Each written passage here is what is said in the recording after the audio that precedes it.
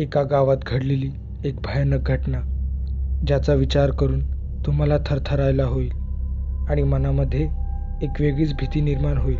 ती अशी की जर आजच्या 21व्या शतकात पुन्हा एकदा अशी घटना घडली तर तर तर देशमुख घराणे हे गावातले नामवंत आणि श्रीमंत घराणे होते. कैलास देशमुख हे गावचे सरपंच. त्यांच्या नावाचा गावात दबदबा होता. त्यांचा गावामध्ये प्रचंड आदर होता. त्यांच्या एकुलत्या एक मुलाचे, रवीचे लग्न ठरले होते. त्यानिमित्ताने गावामध्ये एक वेगळेच आनंदाचे वातावरण होते.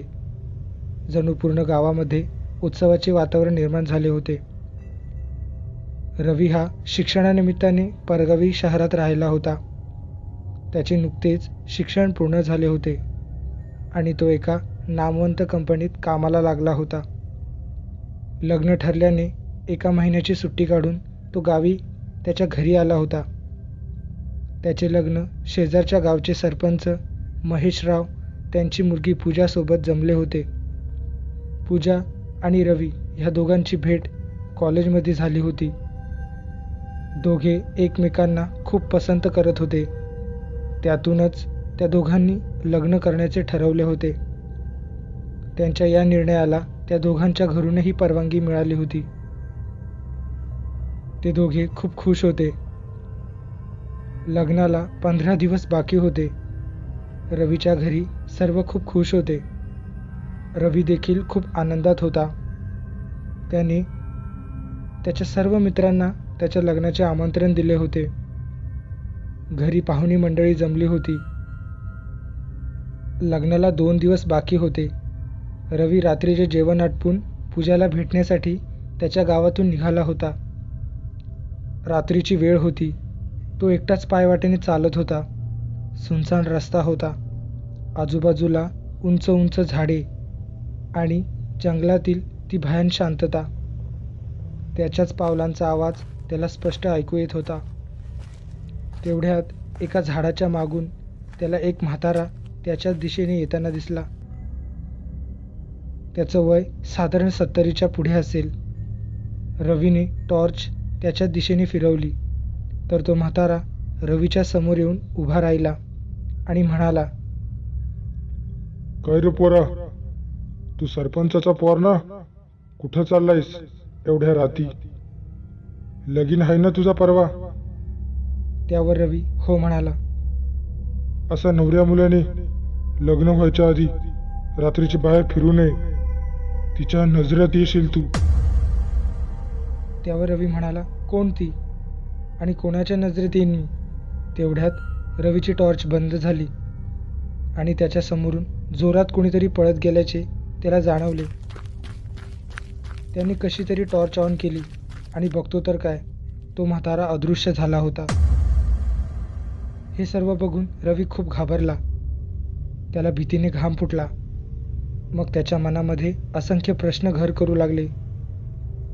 रवीला काहीच कळत नव्हते. शेवटी त्याने स्वतःची समजूत काढली. त्याला वाटले की गावातला कोणीतरी माणूस असेल.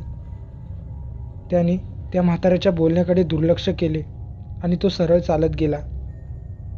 रवी एकटाच होता आणि घरी कोणाला माहितीही नव्हतं की तो पूजाला भेटायला एवढ्या रात्री गेला आहे ते. तो पटापट रस्त्यात चालत होता. आता थोडेच अंतर बाकी होते. फक्त नदी ओलांडायची बाकी होती. ती नदी जी दोन्ही गावाच्या मधून वाहत जाते. अतिशय खोल आणि अवाढव्य.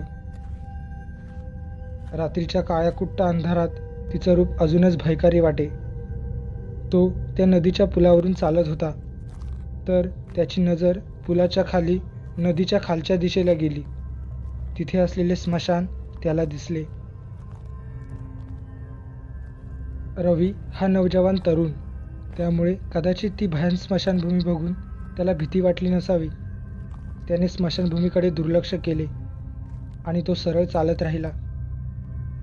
त्याने स्मशानभूमीकडे पुन्हा एकदा पाहिले असता तिथे असणाऱ्या उंच झाडाखाली त्याला एक बाई बसलेली दिसली. ते बघून त्याच्या काळजात चर झाले. त्याच्या मनात आले की मी आधी पाहिले असता तिथे मला कोणीही दिसले नाही. मग आत्ता ही बाई आली कुठून? तो मागे फिरला आणि त्या स्मशानभूमीच्या दिशेने चालायला लागला. तो तिथे पोहोचला तर ती बाई त्याच्या नजरेसमोरून अदृश्य झाली होती. आता मात्र रवी घाबरला. त्याला भीतीने घाम फुटला. त्याला काय करावे कळत नव्हते. पण त्याला त्याच्यावर आलेल्या भयानक संकटाची चाहूल लागली असावी. तो तडक मागे फिरला आणि आपल्या गावाच्या दिशेने धावत सुटला.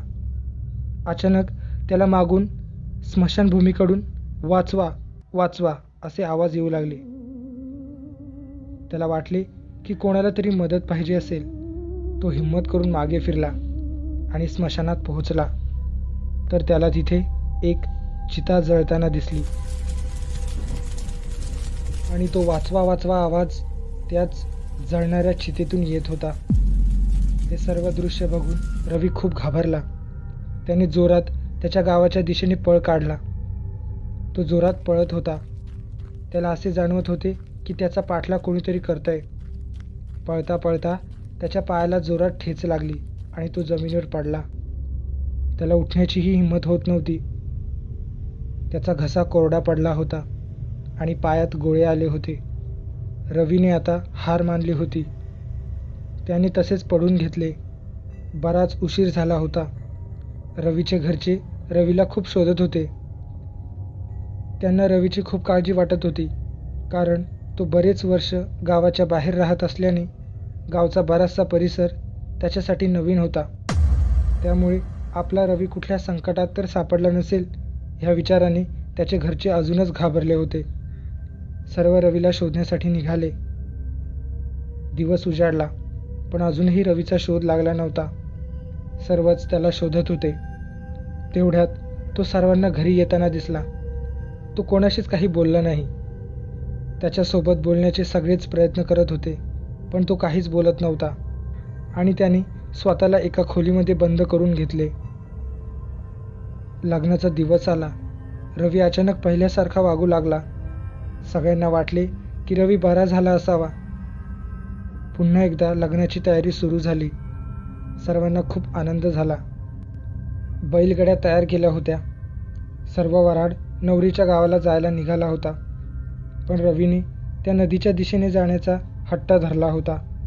मात्र त्याचे आईबाबा आणि गावकरी तयार नव्हते, कारण सगळ्यांचं म्हणणं होतं की ती जागा श्रापित आहे. तिथे विविध आत्म्यांचा निवास आहे आणि मुख्यतः तिथे हडळीचा वावर आहे. अशा श्रापित जागेतून जाणे म्हणजे मृत्यूला आमंत्रण देण्यासारखे आहे. पण रवी मात्र मानायला तयार नव्हता.